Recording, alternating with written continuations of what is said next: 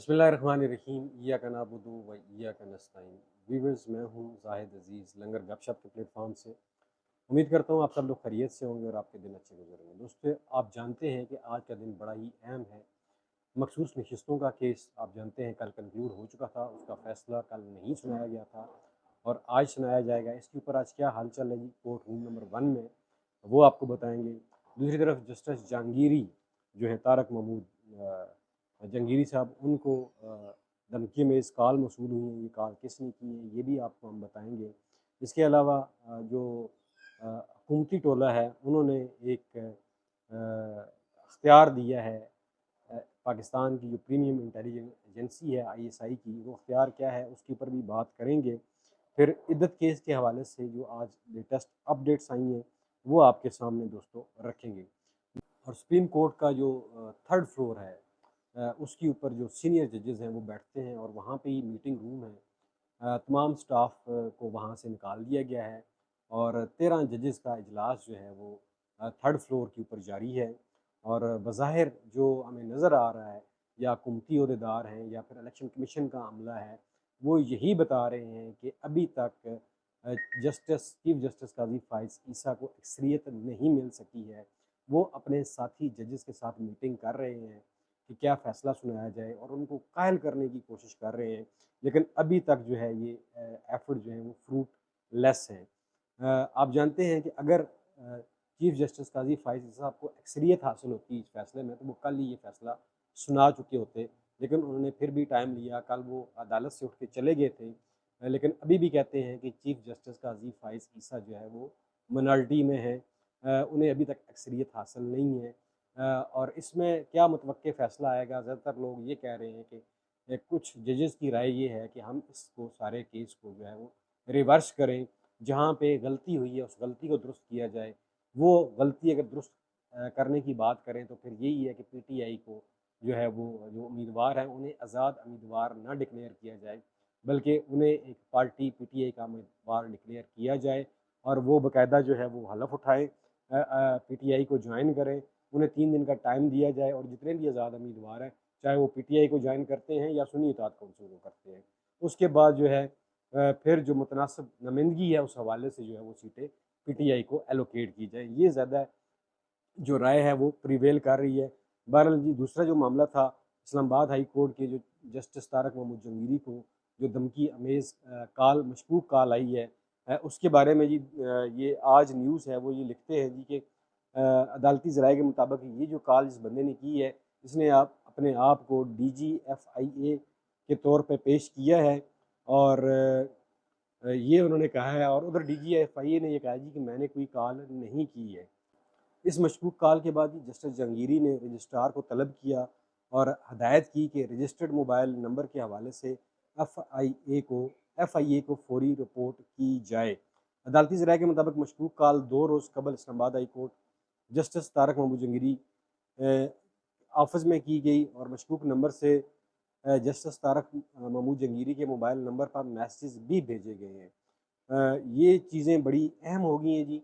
और उधर जो है जो हुकूमती टोला है, इन्होंने आज असम्बली में एक कानून बना दिया है एक बिल के ज़रिए कि आईएसआई को उन्होंने ये इख्तियार दे दिया है कि वो तमाम शहरियों की कॉल रिकॉर्ड कर सकती हैं, सुन सकती हैं, उनके मैसेज सुन सकती हैं। और फिर आप जानते हैं कि ये मामला ऑलरेडी इस्लामाबाद हाई कोर्ट में जस्टिस बाबर सत्तार सुन रहे हैं जी। ऑडियो लीक्स वाला मामला बड़ा अहम मामला है।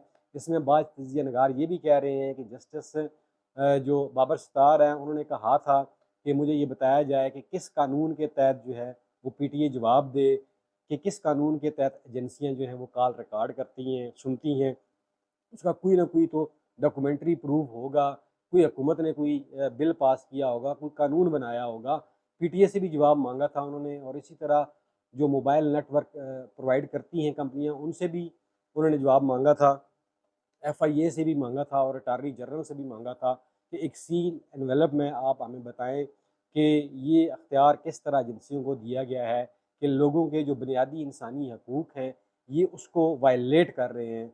और इसका रिस्पांस जो है गवर्नमेंट ने ये दिया है कि उन्होंने आज एक बिल के ज़रिए आईएसआई को ये इख्तियार दे दिया है कि वो किसी भी शहरी की टेलीफोन कॉल रिकॉर्ड भी कर सकती हैं, सुन भी सकती हैं, और आने वाले दिनों में देखेंगे कि ये जो है मामला जो है अदालत में चैलेंज हो जाएगा, क्योंकि दुनिया के किसी भी कोने में ऐसा नहीं हो सकता कि जो इंटेलिजेंस एजेंसियाँ हैं उनको खुली छूट दी जाए कि वो लोगों की टेलीफोन कॉल को सुने, रिकॉर्ड करें। तो ये मामला जो है अनकरीब इस्लामाबाद हाई कोर्ट में या फिर सुप्रीम कोर्ट में जो है वो चैलेंज कर दिया जाएगा, इस बिल को, इस आइन को जो हुकूमत ने अभी पास किया है। अच्छा दोस्तों, इद्दत वाले मामले में एक चीज़ मैं आपको बताता चलूँ, जो इमरान खान और बुशरा बीबी को जिस जज ने सज़ा सुनाई थी इद्दत वाले मामले में, उसकी तरक्की कर दी गई है जी। ये रिपोर्ट है जी, chief justice Islamabad high court की मंजूरी के बाद रजिस्ट्रार ऑफिस ने नोटिफिकेशन जारी कर दिया। इस्लामाबाद हाई कोर्ट ने 5 सीनियर सिविल जजेस को तरक्की दी है जी। Chief justice Islamabad high court की मंजूरी के बाद रजिस्ट्रार ऑफिस ने नोटिफिकेशन जारी किया है, और इन 5 जजों में जो सीनियर सिविल जज से तरक्की देकर एडिशनल डिस्ट्रिक्ट एंड सेशन जज तैनात कर दिया गया है, जिनमें एक नाम जज कुदरतुल्लाह का भी है, जिन्होंने इमरान खान और बुशरा बीबी को इद्दत केस में सज़ा सुनाई थी। इससे आपको ये पता चलता है कि जो इस्लामाबाद हाई कोर्ट के चीफ जस्टिस हैं, स्पेशली जो अमर फ़ारूक साहब हैं, वो क्या करना जा रहे हैं, और ये इनडायरेक्टली बेसिकली पीटीआई को इन्होंने पैगाम दिया था, क्योंकि पीटीआई की तरफ से भी सोशल मीडिया के ऊपर चीफ जस्टिस अमर फ़ारूक को काफ़ी ट्रोलिंग की जाती है। इसी तरह चीफ जस्टिस काजी फ़ाइज़ ईसा की भी ट्रोलिंग की जाती है।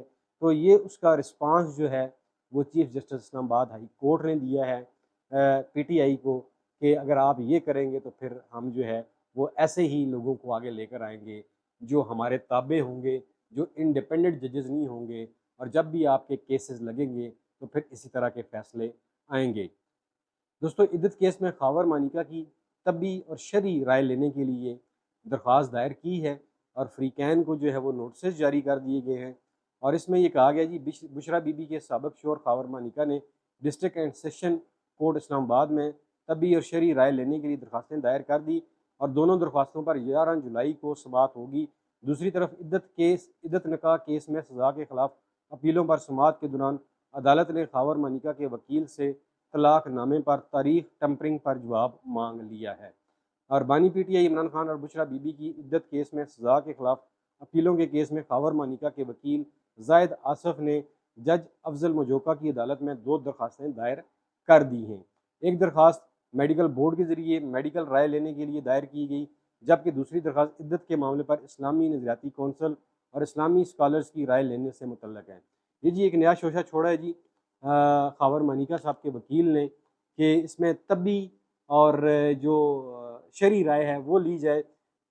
और ये आप जानते हैं कि जो फ़िक़्ह को लोग जानते हैं, जो दीन को लोग समझते हैं, ऐसे मामलात में जो औरत का बयान है उसको हतमी समझा जाता है। स्पेशली जो पीरियड वाला मामला होता है उसमें जो औरत की राय है वो बेस्ट जज होती है, और ये एक शरई मसला है। उसमें हदीस शरीफ में भी कई जगह हमने पढ़ा है कि जो औरत बयान देगी, स्पेशली जो उनका पीरियड वाला मामला है, उसमें उसको हतमी माना जाएगा, और इसके ऊपर कई उलमा का भी मौक़िफ़ आ चुका है।